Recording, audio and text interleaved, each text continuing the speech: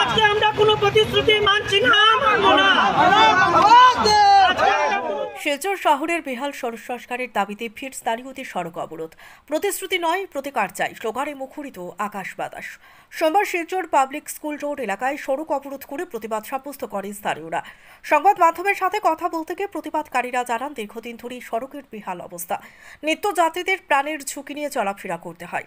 সড়কের মধ্যে সৃষ্টি হয়েছে বিশাল বিশাল গর্ত। এসব বৃষ্টির দিনে কাদা এবং রোদের ধুলোয় ধুলোময় পরিবেশ, নাজেহাল জনজীবন। সড়ক সংস্কারের দাবিতে দফায় দফায় প্রতিবাদ করা সত্ত্বেও শুধু আশ্বাস ছাড়া কিছুই মেলেনি এখনো পর্যন্ত। তাই বাধ্য হয়ে আবারও পথে নেমেছেন স্থানীয় জনতা। ব্যুরো রিপোর্ট, সোনার বাংলা সংবাদ। এত সব এরিয়ার জনসাধারণ প্লাস আমরা দোকানদার সব আছি, প্লাস আমরা টুকটুকির যারা চালায় তারাও আছে।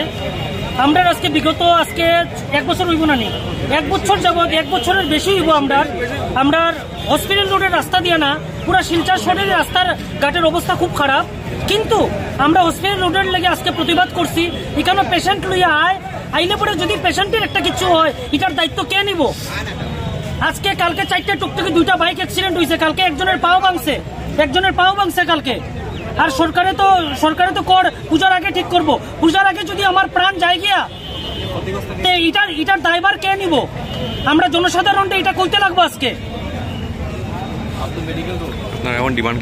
আমরা ডিমান্ড হইলো আজকে আমরা রাস্তা লিখিতভাবে দিতে লাগবো।